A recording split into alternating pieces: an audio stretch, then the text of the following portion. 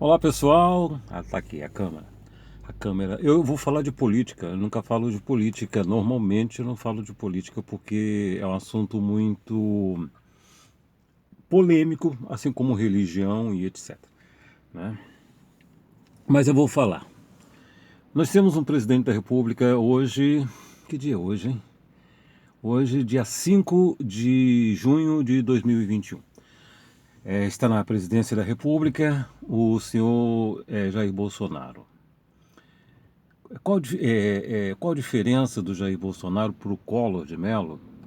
No sentido de que o Collor sofreu impeachment e o Bolsonaro ele tem vários pedidos de impeachment, né? Vários pedidos para que ele saia do governo. Na época do Collor, não existiam as redes sociais. Está aí uma diferença muito importante.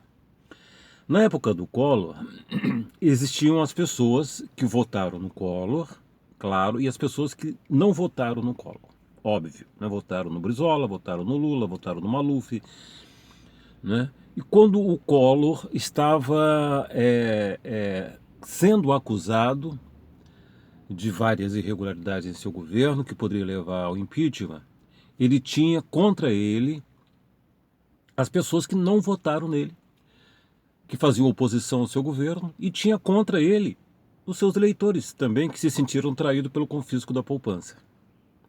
Então não existia rede social para ter esse fla-flu que nós temos hoje, né? Sendo assim, foi muito mais difícil para o Collor se segurar na presidência. Para um prefeito não sofrer impeachment, além de não ter irregularidade na sua gestão, ele precisa ter maioria na Câmara dos Vereadores. Para um governador, precisa maioria, apoio da Assembleia Legislativa, e para o presidente da República também, ele precisa ter o Congresso ali do seu lado, né? Tem várias maneiras de você ter o Congresso do seu lado.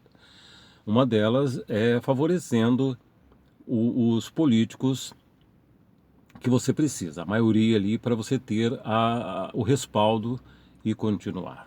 Então não tinha rede social, pessoas que votaram nele diante naquele momento queriam que ele saísse, porque o que aparecia na televisão era aquilo mesmo, não existia debate entre as pessoas. E há muitos que votaram nele, que tiveram as suas empresas fechadas, né? Pessoas até morreram pelo confisco da poupança. Foi uma tragédia econômica muito grande. Então, por isso, isso ajudou muito para que ele saísse. Hoje nós temos aí as redes sociais. A Dilma Rousseff também sofreu o impeachment. Já tínhamos redes sociais. O que aconteceu com a Dilma? A Dilma Rousseff, ela teve vários pedidos de impeachment, muitas pessoas não sabem, mas Fernando Henrique Cardoso também teve vários pedidos de impeachment. Praticamente todos os presidentes que vieram. O Collor foi o primeiro presidente eleito pelo povo com o fim do regime militar, né? Mas todos os outros tiveram seus pedidos de impeachment.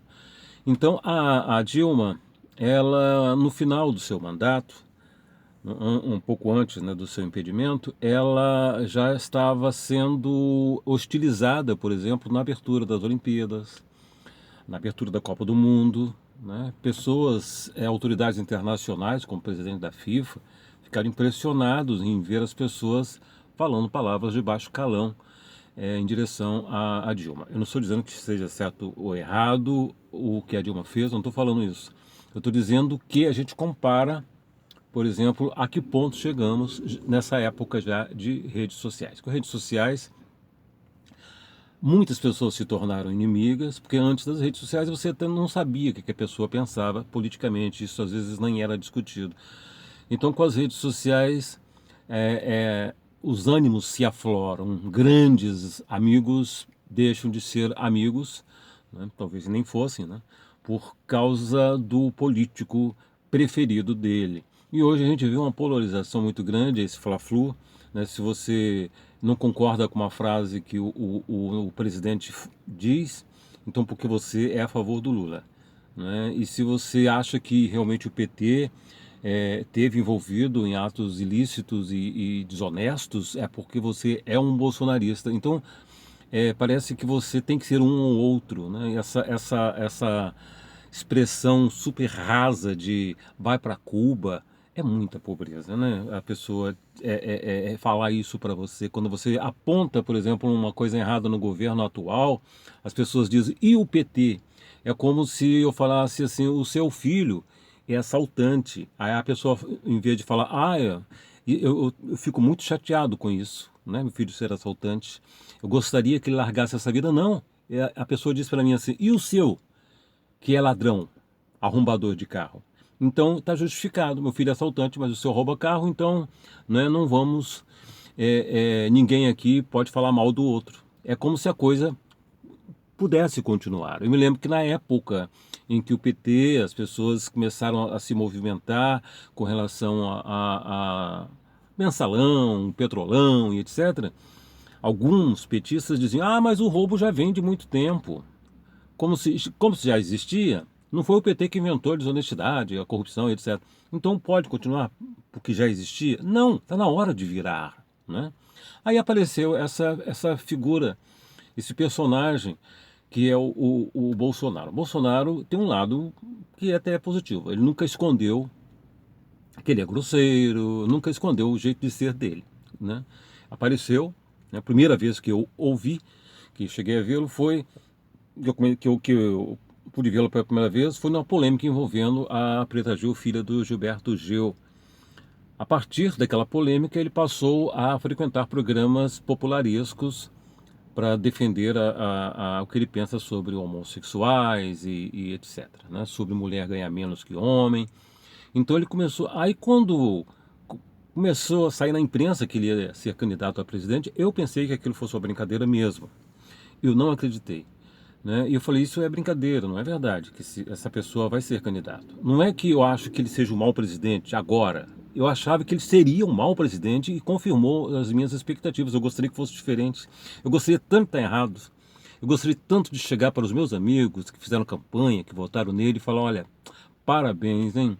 Vocês estavam certos e eu estava errado, né? Eu achava que esse rapaz era um incompetente, incapaz, um lunático, completamente louco, e não é, sabe? Não, mas infelizmente todas as minhas previsões se confirmaram, todas, né? E tá aí. Eu vi uma comparação muito curiosa.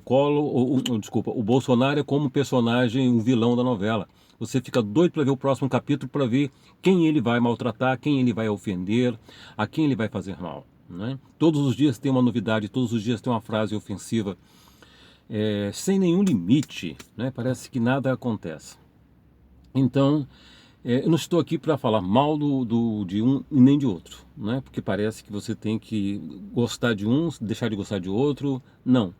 Eu gostaria que o país se encontrasse, né? O Bolsonaro, ele apareceu como outsides, é assim, eu não sei se é essa expressão, outsides, outside, alguém que não é aquele político, é, velho político, né? Que já foi presidente, que já foi governador, que já foi prefeito. Não, queremos alguém novo, sangue novo e etc.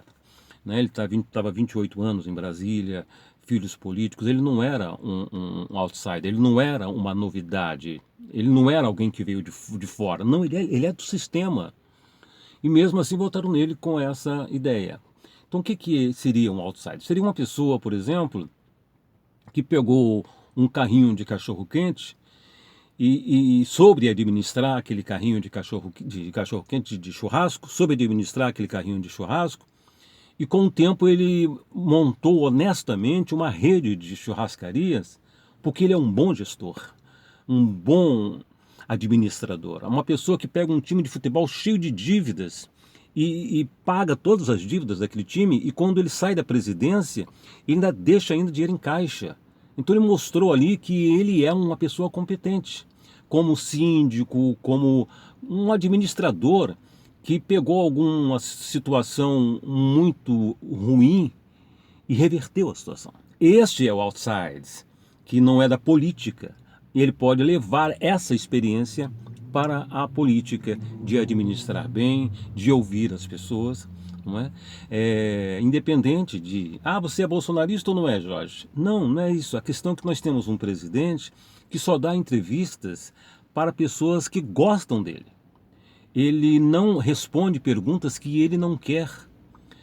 Ou ele manda a pessoa calar a boca, ou ele diz que vai bater na pessoa, ou simplesmente ele diz, acabou a entrevista, vira as costas e deixam todos ali. Se alguém pergunta pelos filhos, ele fala, acabou a entrevista, vira as costas e deixam todos falando sozinhos. Se alguém perguntar sobre o Queiroz, a mesma coisa, ele vira as costas e deixa a pessoa falando sozinha, ou então ele manda a pessoa calar a boca, não é? Mas eu penso assim, que isso não é um privilégio do Bolsonaro. Eu suponho que o Ciro também é uma pessoa explosiva. O Ciro, se fosse presidente da República, é lógico, não se compara ao intelecto, não tem nem como, né? O Ciro é um intelectual, o Ciro é uma pessoa de conhecimento, mas de temperamento é muito parecido. O Ciro também é capaz de mandar um jornalista calar a boca, né? O Ciro, eu acho que é capaz de, também até de agredir fisicamente uma pessoa, é por ser destemperado, não é? Agora, sim, já governou lá o estado do Ceará, né? Tem realmente o que falar. Como foi a sua administração para você querer administrar o Brasil, né? Então é isso que acontece. A gente está vivendo este momento muito pior, porque veio a pandemia, né? Antes da pandemia já tínhamos as pessoas que param, que pensam que elas não são de um lado e nem de outro, fica muito mais fácil de você fazer uma análise. Por quê? E por quê? Por quê? Porque eu fui um crítico do PT, né? A Dilma, ela não teve um pedido de impeachment, ela teve um monte de pedidos de impeachment, não é? Então ela teve vários pedidos de impeachment. O pedido de impeachment que foi melhor analisado, que foi aceito, foi do Hélio Bicudo, Miguel Reale Júnior e Janaína Pascoal. Hélio Bicudo, gente, um grande jurista, não é? O Pelé da advocacia, do direito, né? O Papa, desculpe pelo exagero, mas além disso tudo, junto com o Miguel Reale Júnior e com essa jovem, a Janaína Pascoal, ele foi um dos fundadores do PT. Então, assim, além dele ter ali elementos para pedir aquele impeachment, ele foi candidato a vice com Lula, quando Lula foi candidato à prefeitura do estado de São Paulo. Então ele ficou escandalizado com os bastidores do PT. Eu estou falando isso para dizer que eu não sou defensor nem do PT e nem de Bolsonaro. Eu sou defensor de uma coerência, o que é muito difícil, não é? Eu vejo coerência, por exemplo, no professor Marco Villa. O professor Marco Villa, ele foi ele chamava o Lula de um marginal de São Bernardo, né? O marginal do ABC paulista, né? E hoje as críticas dele estão todas voltadas para Bolsonaro, né? Então tem várias pessoas assim, que não têm paixão, né? Que não veneram a figura do homem, porque hoje está parecendo uma seita, né? Os bolsonaristas são iguaizinhos aos petistas, que agem da seguinte maneira: o fanático não vê defeito no seu líder. Não vê defeito no seu líder. Pode fazer o que quiser.